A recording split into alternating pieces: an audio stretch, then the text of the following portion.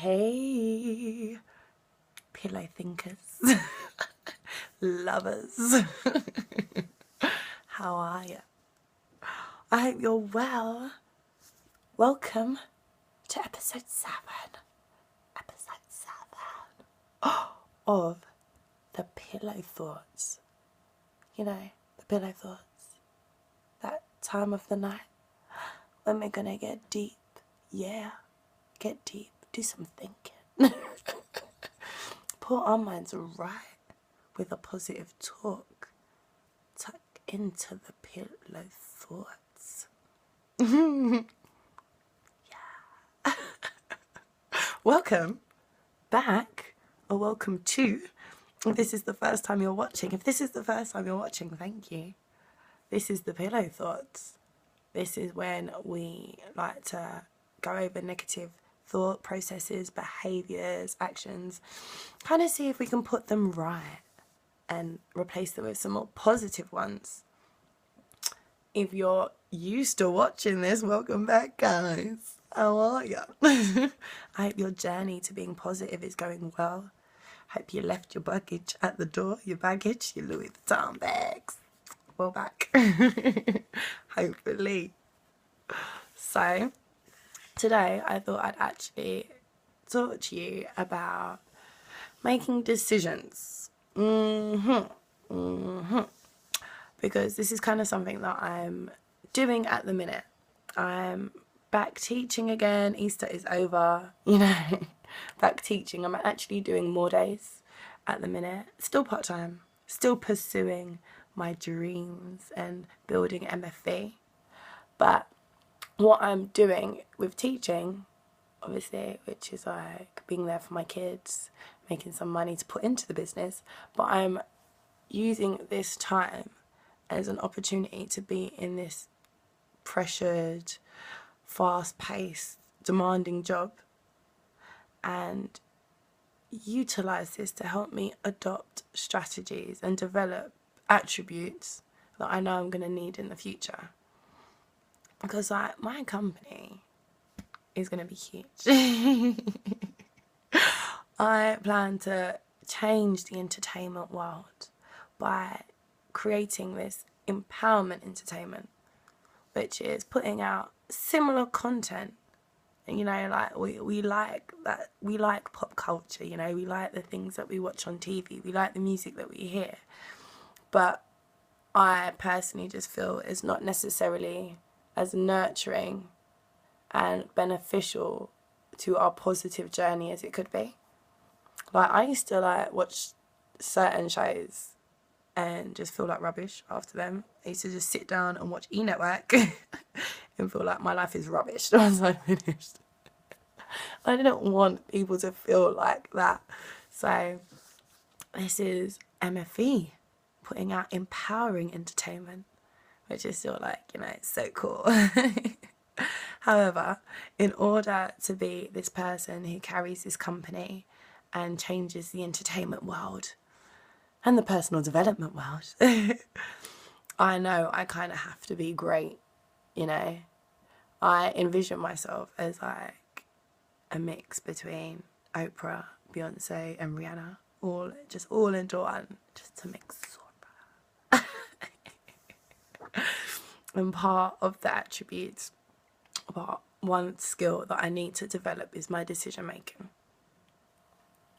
The thing with decision making I have found is that if you don't have a strong sense of self, and if you are quite negative to yourself and think negatively about yourself, kind of ruled by the hater, then you are going to find decision making difficult. I did. And there were times where I was really indecisive, and that was actually causing a lot of anxiety because you're putting stuff off, And with anxiety comes eating for me. When one is anxious, one eats. When one is tired, one eats. I love food.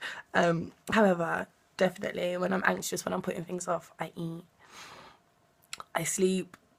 I go on my phone for 2 hours and I just don't make a decision, And those negative behaviours something that I just need to get rid of. And I need to rise to the challenge and make decisions. So I'm wondering if you're like this. Do you get like this? Do you find it hard to make decisions? Be it whatever decisions you may have to make. You know, because actually life is just a result of the decisions that we make. We're always constantly making decisions. So hopefully you are able to confidently make them. And if you're not, I thought you could try a little something that I've been doing. And that's kind of first putting my decisions into perspective. And I do this by putting them or rating them on a scale of 1 to 10. 1 being like, okay, this is just not a big deal whatsoever. Like, what is this? Just do it. Just choose something. Like red or blue. Is there even a blue starburst? I was thinking purple. Hands down though, it's always red, right? Always red. But you know, something that really doesn't matter too much. 2, a number 10, which is, okay, actually I could die if I make the wrong decision right now. Don't want to do that. So I try and put my decisions in perspective and then give a suitable amount of time for that ranking. So those decisions that are like 1, 2, 3, 4, I don't want to spend more than a few minutes making those decisions, because then you just start getting really indecisive and just really questioning yourself, and actually you can just make a decision and you can just go. Right, I do that. Or something that I have found that when it's still on those lesser numbers, so those lesser scores, but I am still finding it a little bit difficult, I like to just say something a bit positive to myself, about myself, before. So even if it's like, Zohra, you can do this. What's the worst that's gonna happen? Dr. Pepper. You know, like, to say, Zohra, like, you've got this. You are so smart, you can make this decision. Okay, give me the red. Or, you know, I will do that for you. Or I will do that for myself. Or I will challenge myself like that, actually. Because I tend to notice that my higher scores, like the 4s to like the 6s, the 7s, are more about embarrassment and thinking that people are going to question me or doubt me or scrutinise me.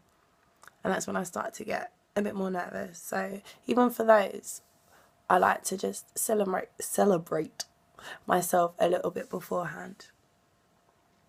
The more that you get up the scale, you know, actually you're going to die. I'm not going to die.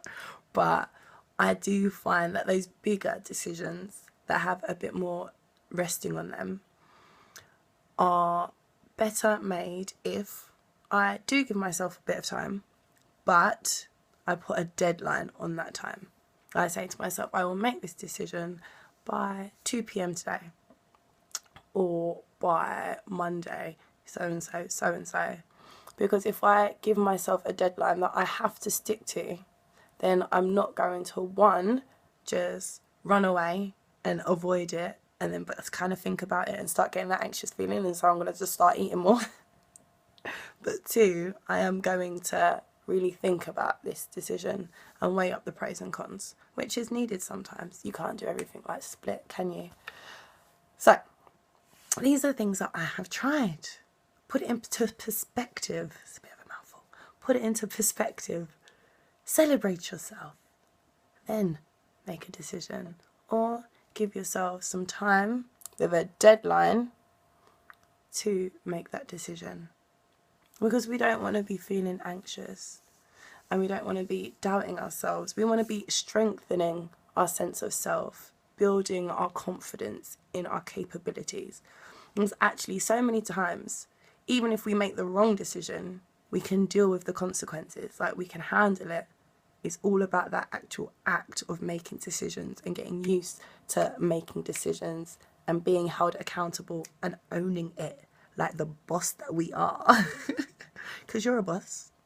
You're a queen. You're a diva. You're a king if you're watching this. Hey to my fellas. You know. We're great and we can deal with anything. Yes? Yes. Because in my little love note, I have to recite to you the words of Theodore Roosevelt, who says, when it comes to decision making, the best thing we can do is make the right decision. The second best thing we can do is make the wrong decision. But the worst thing we can do is make no decision. And like, it's true, when you put things off, it doesn't feel nice, does it? Hopefully it's not just me, it's like some anxious wreck. Or the best advice that I think we can really take is just follow your heart, guys. Listen to your heart, what feels right, because that's like our intuition. And as we grow better at trusting our intuition and knowing the difference between your intuition and fear, we start making good decisions because our intuition is always right. And one way of following your intuition is following the words of Ice-T. And I love these words. When he says, you think long, you think wrong. Little accent for you. Indeed. So guys, I hope this has been helpful. We've gotten a bit deep, like always. I love it. I love you. Let's keep it conscious, guys. Have a good rest of your week, and I'll see you next week.